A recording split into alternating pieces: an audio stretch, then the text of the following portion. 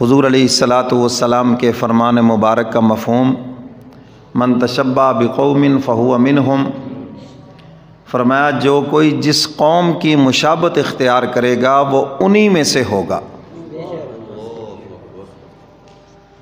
جب آپ یہود و نصارہ کی مشابہت اختیار کریں گے تو ڈر ہے کہیں شمار انہی میں سے نہ ہو جائے۔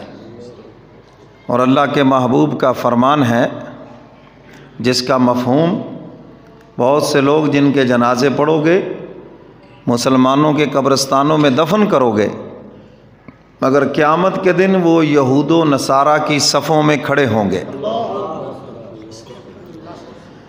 میرے محترم سامعین، آج یہ چیزیں آپ اپنی آنکھوں سے دیکھ رہے ہیں، دین سے دوری ہے۔ آج سمجھائیں بھی تو بات سمجھ نہیں آتی، بتائیں بھی تو آگے سے مذاق اڑاتے ہیں۔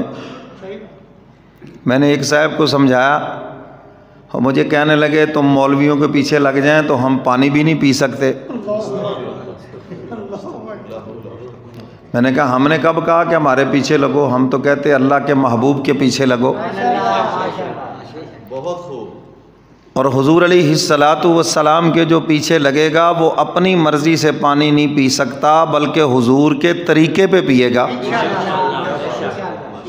بات ہے۔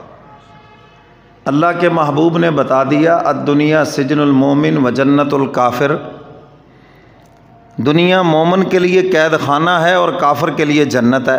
بے شک۔ اب قید خانہ، جو قید میں کسی نے وقت گزارا ہے تو اس سے پوچھے، اللہ سب کو محفوظ فرمائے۔